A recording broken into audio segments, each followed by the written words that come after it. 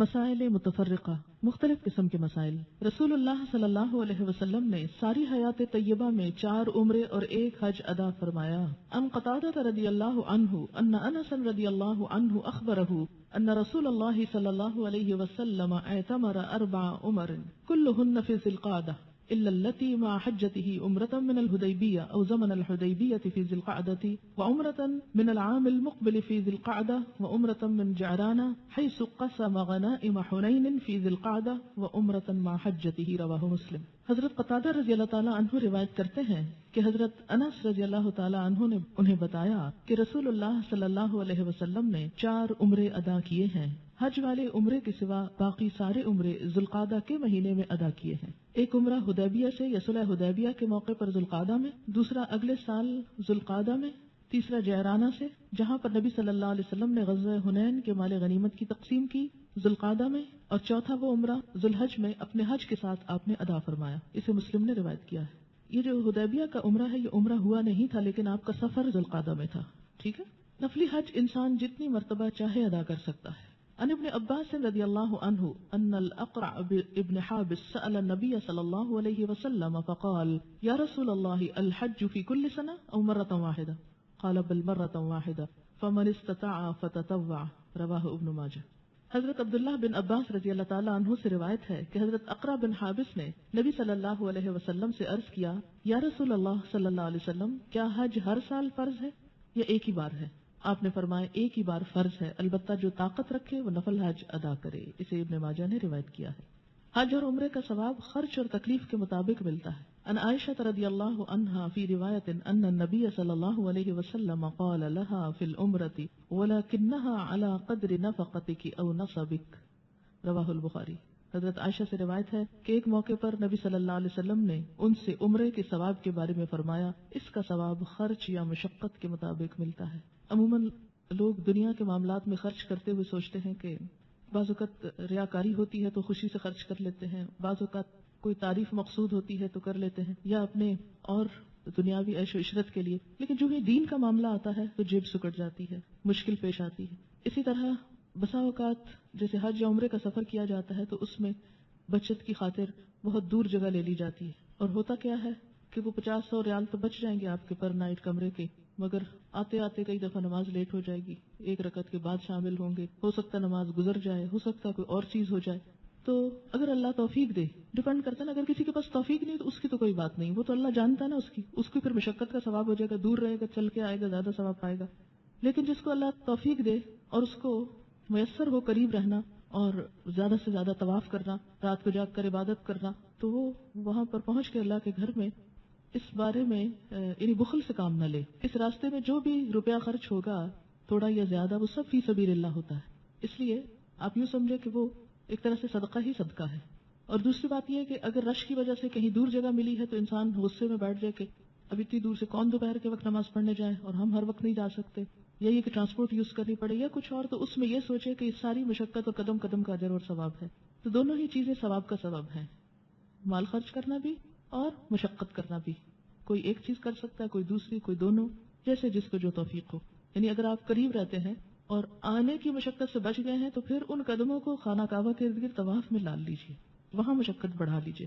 ہر نماز کے بعد انسان کوشش کرے کہ طواف کرتا رہے۔ حج یا عمرے میں زیادہ اجر و ثواب حاصل کرنے کی نیت سے اپنے آپ کو جان بوجھ کر مشقت میں ڈالنا جائز نہیں کہ اب قریب رہ سکتے تو جان بوجھ کے دور چلے جائیں۔ ان انس رضی اللہ عنہ قال مر النبی صلی اللہ علیہ وسلم بشیخ کبیر یتہادى بین ابنیہ فقال ما بال هذا قالوا یا رسول اللہ نظر ان یمشی قال ان اللہ عز وجل لغنی ان تعدی بهذا نفسه قال فامره ان يركب رواه الترمذی۔ حضرت انس رضی اللہ تعالیٰ عنہ سے روایت ہے کہ رسول اکرم صلی اللہ علیہ وسلم کا گزر ایک ایسے بوڑھے شخص پر ہوا جو اپنے 2 بیٹوں کے سہارے چل رہا تھا۔ آپ نے دریافت فرمایا کیا حال ہے اس کا؟ لوگوں نے عرض کیا یا رسول اللہ صلی اللہ علیہ وسلم اس نے بیت اللہ شریف تک پیدل چل کر پہنچنے کی منت مانی ہے۔ تو آپ نے فرمایا اللہ تعالیٰ اس بات سے بے نیاز ہے کہ یہ شخص اپنے آپ کو عذاب میں مبتلا کرے، یعنی جان بوجھ کے مصیبت میں نہ ڈالے خود کو کہ پیدل چل چل کے آئے، اگر سواری میسر ہے یا کوئی لفٹ میسر ہے تو کہیں سیڑھی سے اتروں گا۔ تو یہ وہاں پر ساری انرجی بچائے کس کے لیے؟ عبادت میں یکسوئی کے لیے۔ میں نے بعضوں کا دیکھا ہے کہ لوگ بعض چیزوں میں اتنا تھک جاتے ہیں کہ وہ نماز کے وقت سو رہے ہوتے ہیں، تو پوری توجہ کس بات پہ ہونی چاہیے کہ ہر چیز کٹ ڈاؤن کر کے جو اصل عبادت کا وقت ہے اس میں کوئی بھی خرابی نہ ہو. انسان نہائے دھوئے صاف ستھرے کہ اس کے جسم سے کوئی ایسی اسمیل نہ آئے, کسی کو اذیت نہ پہنچے, اور مناسب جگہ پر جا کر وقت پر جا کر بیٹھے, کیونکہ وہاں پر ایسا ہوتا ہے کہ اگر آپ وقت پر نہ نکلے تو آپ کو پراپر جگہ نہیں ملتی. اگر آپ بعد میں آئے تو ہجوم میں کوئی ادھر سے دھکا پڑ رہا, کوئی ادھر سے, بعض لوگ رستے میں کھڑے ہو جاتے ہیں, بعضوں کا جوتوں کے پاس جگہ ملتی ہے, تو اس سے عبادت کی کنسنٹریشن ختم ہو جاتی.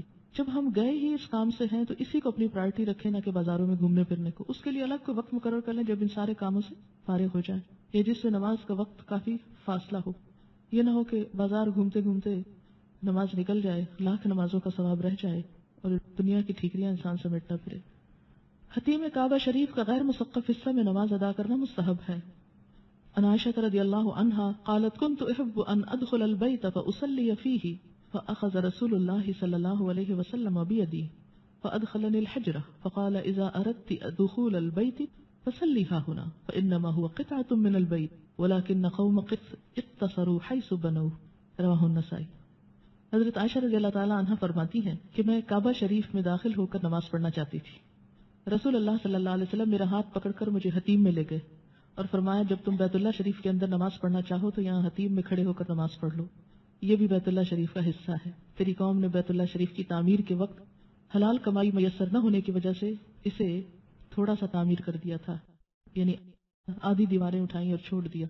اور یہ اصل میں تو اللہ کی حکمت تھی کہ سب لوگوں کے لیے اندر جانا ممکن ہی نہیں, تو کم از کم ساری مخلوق وہاں تک تو جا سکتی. خواتین کے لیے بھی کچھ اوقات میں وہاں نماز پڑھنا جائز ہوتی ہے, نمازوں کے بالکل قریب اوقات میں وہاں نہیں جانے دیتے, لیکن کچھ اوقات ایسے ہوتے ہیں کہ وہاں انسان نماز پڑھ سکتا ہے, تو اس کی بھی کوشش ضرور کرنی چاہیے کہ اس حصے میں نماز ادا کرے. لیکن پھر وہی یاد رکھیں کہ لوگوں کے آگے سے گزرنا, دھکم پیل کرنا اور اذیت دے کر دوسروں کو یہ کام کرنا یہ درست نہیں. بیت اللہ شریف کے اندر جانے کی سعادت نصیب ہو تو بیت اللہ شریف کے دروازے کے مقابل کی دیوار کی طرف منہ کر کے ستونوں کے درمیان کھڑے ہو کر 2 رکعت نماز ادا کرنا چاہیے. یہ طریقہ بھی معلوم ہونا چاہیے. یہ سنت کے مطابق ہے. کیسے؟ دروازے کے مقابل یعنی اپوزٹ, سامنے والی دیوار کی طرف منہ کر, کیونکہ وہ تو ساری طرف ہی منہ ہو سکتا ہے نا. اب انسان وہاں آدھا وقت یہ سوچتا رہے اچھا منہ کدھر کروں, تو پھر کیا کرے, سنت کو فالو کرے. اور اندر پلرز ہیں, اس یہ جو چھوٹا کمرہ ہے جو بیت اللہ ہے اصل میں, یعنی یہ جو بلیک عمارت نظر آتی ہے اس کے اندر پلرز ہیں, تو 2 پلرز کے بیچ میں کھڑے ہو کر 2 رکعت نماز ادا کرے. اس کے بعد بیت اللہ شریف کے چاروں کونوں میں کھڑے ہو کر اللہ کی تکبیر, توحید اور تحمید کے کلمات, نیز توبہ, استغفار اور دعائیں مانگنی چاہیے. ان ابن عمر رضی اللہ عنہما قال دخل رسول اللہ صلی اللہ علیہ وسلم الکعبۃ ودنا خروجه ووجدت شيئا فذهبت وجئت سريعا فوجدت رسول الله صلى الله عليه وسلم خارجا فسألت بلالا أصلى رسول الله صلى الله عليه وسلم في الكعبة قال نعم ركعتين بين الساريتين. رواه النسائی. حضرت عبداللہ بن عمر رضی اللہ تعالیٰ عنہ فرماتے ہیں کہ رسول اللہ صلی اللہ علیہ وسلم کعبہ شریف میں داخل ہوئے اور نکلنے ہی والے تھے کہ مجھے کوئی چیز یاد آ گئی اور میں وہاں سے چلا گیا, جلدی جلدی واپس آ گیا. لیکن اتنے میں ہی رسول اللہ صلی اللہ علیہ وسلم کو کعبہ شریف سے نکلتے ہوئے پایا. میں نے حضرت بلال سے دریافت کیا کیا رسول اللہ صلی اللہ علیہ وسلم نے کعبہ شریف میں نماز پڑھی ہے؟ حضرت بلال رضی اللہ تعالیٰ عنہ نے جواب دیا ہاں, 2 ستونوں کے درمیان 2 رکعت نماز ادا فرمائی ہے. اسے مجھے باتوں کا کیوں لگتا ہے حضرت عبداللہ بن عمر کے ترجمے سے جیسے کوئی جرنلسٹ کسی لیڈر کے پیچھے لگا ہوا ہوتا ہے نا, ایک ایک گوشہ, ایک ایک پہلو, یہاں کیا کیا, وہاں کیا کیا, کدھر منہ کیا, کس جگہ پڑی, کیونکہ ان کے دل میں اس بات کی بہت محبت تھی کہ میں ہر کام آپ کے طریقے کے مطابق کروں. اور ان کے اس سوال نے ہم سب کے لیے ایک علم کا دروازہ کھول دیا. ان اسامہ بن زید رضی اللہ عنہ انه دخل مع رسول الله صلی اللہ علیہ وسلم فذكر الحديث وقال ثم انصرف الى اركان البيت يستقبل كل ركن منها بالتكبير والتهليل والتحميد وسأل الله واستغفره. رواه ابن خزیمہ. حضرت اسامہ بن زید رضی اللہ تعالی عنہ سے روایت ہے کہ وہ رسول اللہ صلی اللہ علیہ وسلم کے ساتھ کعبہ شریف میں داخل ہوئے, پھر حدیث بیان کی اور کہا کہ نماز کے بعد نبی اکرم صلی اللہ علیہ وسلم کعبہ شریف کے کونوں کی طرف متوجہ ہوئے اور ہر کونے کے سامنے کھڑے ہو کر تکبیر, توحید اور تحمید کے کلمات ارشاد فرمائے, اللہ سے دعا اور استغفار کی. اسے ابن خزیمہ نے روایت کیا ہے. ان عبداللہ ابن عمرو رضی اللہ عنہ قال قال رسول اللہ صلی اللہ علیہ وسلم الرکن والمقام یاقوتتان من یاقوت الجنة طمس اللہ نورہما ولولا ذلك لأضاءتا ما بین المشرق والمغرب. رواہ ابن خزیمہ. حضرت عبداللہ بن عمر رضی اللہ تعالیٰ عنہ کہتے ہیں کہ رسول اللہ صلی اللہ علیہ وسلم نے فرمایا حجر اسود اور مقام ابراہیم جنت کے قیمتی پتھروں میں سے 2 پتھر ہیں، اللہ تعالیٰ نے دونوں پتھروں کی روشنی ختم کر دی ہے، اگر اللہ تعالیٰ ایسا نہ کرتا تو یہ دونوں پتھر مشرق اور مغرب کے درمیان ہر چیز کو روشن کر دیتے۔ حجر اسود جنت سے اتارا گیا پتھر ہے جو دودھ کی طرح سفید تھا لیکن لوگوں کے گناہوں کی وجہ سے سیاہ ہو گیا۔ عن ابن عباس رضی اللہ عنہما قال قال رسول اللہ صلی اللہ علیہ وسلم نزل الحجر الاسود من الجنة وهو اشد بیاضا من اللبن فسودته خطایا بنی آدم، رواہ الترمذی۔ حضرت عبداللہ بن عباس رضی اللہ تعالی عنہ کہتے ہیں رسول اللہ صلی اللہ علیہ وسلم نے فرمایا حجر اسود جنت سے اترا ہوا پتھر ہے جو کہ دودھ سے زیادہ سفید تھا لیکن لوگوں کے گناہوں نے اسے سیاہ کر دیا ہے۔ حجر اسود کو چومنا اور بیت اللہ شریف کا طواف کرنا شرک نہیں بلکہ حضور صلی اللہ علیہ وسلم کی اتباع اور پیروی کرنا ہے۔ عن زید بن اسلم عن ابیہ ان عمر بن الخطاب رضی اللہ عنہ قال للرکن اما واللہ انی لعالم انک حجر لا تضر ولا تنفع ولولا انی رأیت النبی صلی اللہ علیہ وسلم استلمک واستلمتک فاستلمه ثم قال فما لنا وللرمل انما كنا رأينا المشركين وقد اهلكهم الله ثم قال شيء صنعه النبي صلى الله عليه وسلم فلا نحب ان نتركه رواه البخاری۔ حضرت زید رضی اللہ تعالی عنہ اپنے باپ حضرت اسلم سے روایت کرتے ہیں حضرت عمر بن خطاب نے حجر اسود کو مخاطب کر کے فرمایا اللہ کی قسم میں خوب جانتا ہوں کہ تو ایک پتھر ہے، نہ نقصان پہنچا سکتا ہے نہ نفع دے سکتا ہے، اگر میں نے رسول اللہ صلی اللہ علیہ وسلم کو چومتے نہ دیکھا ہوتا تو تجھے کبھی نہ چومتا۔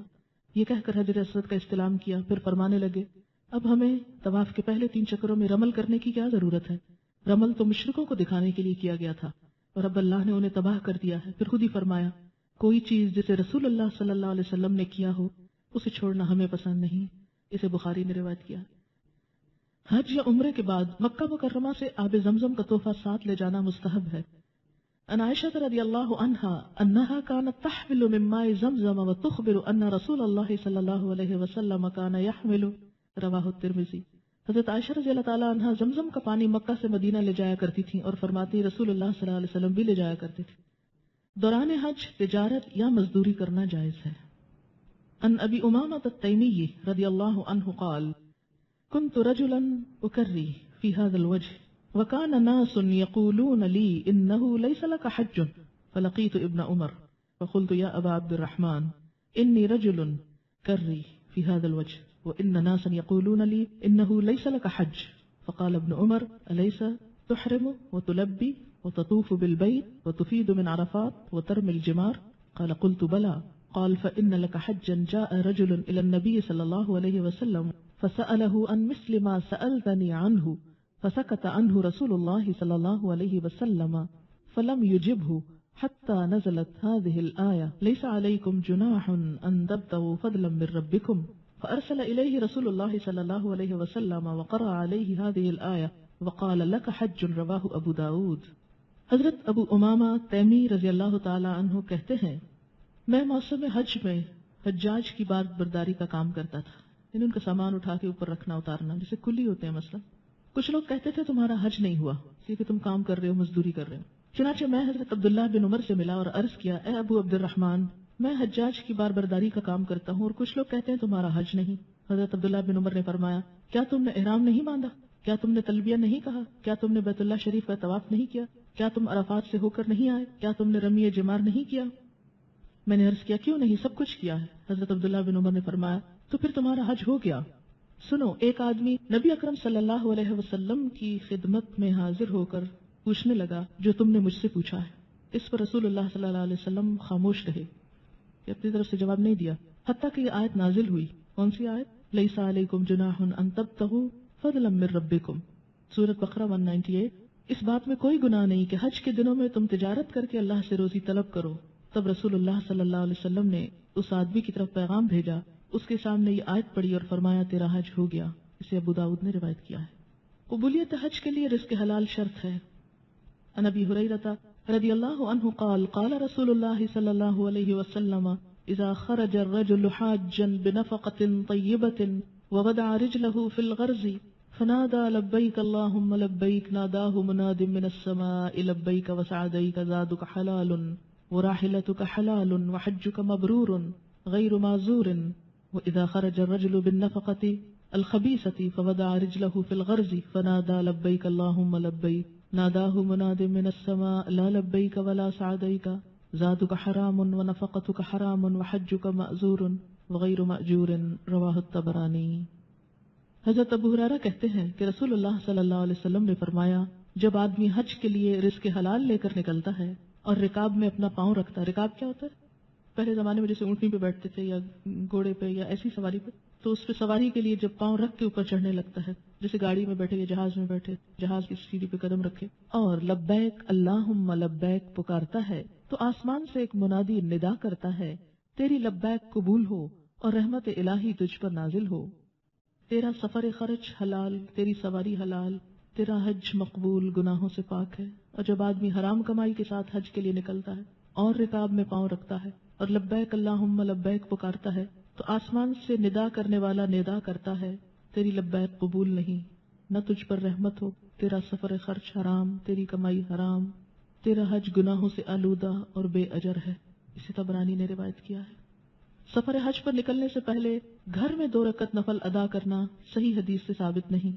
سفر حج پر روانگی سے قبل بزرگوں اور ولیوں سے اجازت لینا سنت سے ثابت نہیں۔ یہ تو ایک فرض ہے، یہ ایسے ہی جیسے نماز پڑھتے وقت آپ کسی سے اجازت لیں کہ ہم جائیں انہیں نماز پڑھ لیں۔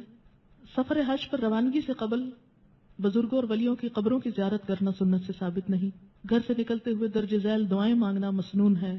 عن انس بن مالک رضی اللہ عنہ ان النبی صلی اللہ علیہ وسلم قال اذا خرج الرجل من بیته فقال بسم اللہ توکلت علی اللہ لا حول ولا قوة الا بالله قال يقال حينئذ هديت وكفيت ووقيت فتنحى له الشياطين فيقول شيطان آخر كيف لك برجل قد هدي وكفي ووقي رواہ ابو داود۔ حضرت انس رضی اللہ تعالی عنہ کہتے ہیں کہ رسول اللہ صلی اللہ علیہ وسلم نے فرمایا، جب آدمی اپنے گھر سے نکلے اور یہ دعا مانگے، اللہ کے نام سے نکلتا ہوں، اللہ پر بھروسہ کرتا ہوں، نقصان سے بچنے کی طاقت اور فائدے کے حصول کی قوت اللہ کی توفیق کے بغیر کسی میں نہیں، اس وقت اس کے حق میں یہ بات کہی جاتی ہے، سارے کاموں میں تیری رہنمائی کی گئی، تو کفایت کیا گیا اور ہر طرح کی برائی اور خسارے سے بچا لیا گیا۔ پس شیطان اس سے الگ ہو جاتا ہے اور دوسرا شیطان اس سے کہتا ہے، تم اس شخص پر کیسے قابو پا سکتے ہو جس کی رہنمائی کی گئی، کفایت کیا گیا اور محفوظ کیا گیا۔ یہ دعا میں نے آپ کو جب شیطان کے بارے میں بتایا تھا یہ سکھائی تھی اس وقت بھی، لیکن روزانہ اپنے گھر سے نکلتے وقت یہ دعا ضرور پڑھا کریں۔ ایک دفعہ میں آپ کو کہلوا بھی دیتی ہوں، بسم اللہ توکلت علی اللہ لا حول ولا قوة الا باللہ۔ بس اتنی سی چھوٹا سا جملہ ہے لیکن انسان محفوظ ہو جاتا ہے۔ سواری پر سوار ہونے کے بعد آغاز سفر میں اور سفر سے واپسی پر درج ذیل دعا مانگنا مسنون ہے۔ عن ابن عمر رضی اللہ عنہ ان رسول اللہ صلی اللہ علیہ وسلم كان اذا استوى على بعيره خارجا الى سفر كبر 3 ثم قال سبحان الذي سخر لنا هذا وما كنا له مقرنين وإنا إلى ربنا لمنقلبون اللهم إنا نسألك في سفرنا هذا البر والتقوى ومن العمل ما ترضى اللهم هون علينا سفرنا هذا واطو عنا بعده اللهم أنت الصاحب في السفر والخليفة في الأهل اللهم إني أعوذ بك من وعثاء السفر وكآبة المنظر وسوء المنقلب في المال والأهل وإذا رجع قالهن وزاد فيهن آئبون تائبون عابدون لربنا حامدون رواہ مسلم۔ حضرت عبداللہ بن عمر رضی اللہ تعالی عنہ سے روایت ہے کہ رسول اللہ صلی اللہ علیہ وسلم جب اپنے اونٹ پر سوار ہو جاتے سفر پر نکلنے کی حالت میں تو 3 مرتبہ اللہ اکبر اللہ اکبر اللہ اکبر کہہ کر یہ دعا پڑھتے، پاک ہے وہ ذات جس نے ہمارے لیے اس سواری کو مسخر کیا، ہم اسے مسخر کرنے کی طاقت نہیں رکھتے تھے اور ہمیں اپنے رب ہی کی طرف پلٹنا ہے۔ اے اللہ، اس سفر میں ہم تجھ سے نیکی، تقوی اور ایسے عمل کا سوال کرتے ہیں جس سے تو راضی ہو۔ یا اللہ، ہمارے لیے ہمارا سفر آسان فرما دے اور اس کی لمبائی کم کر دے۔ یا اللہ، سفر میں تو ہی ہمارا محافظ ہے اور اہل و عیال کی خبرگیری کرنے والا ہے۔ یا اللہ، میں سفر کی مشقت، برے منظر اور اہل و عیال میں بری حالت کے ساتھ واپس آنے سے تیری پناہ مانگتا ہوں۔ جب رسول اللہ صلی اللہ علیہ وسلم سفر سے واپس تشریف لاتے تب بھی یہی دعا پڑھتے اور ساتھ ان الفاظ کا اضافہ فرماتے، आयबूना ताइबूना आबिदूना लिरब्बिना हामिदून, हम वापस आने वाले, तौबा करने वाले, इबादत करने वाले और अपने रब की तारीफ करने वाले हैं। इसे मुस्लिम ने रिवायत किया है। ये दुआ मैं आपको कल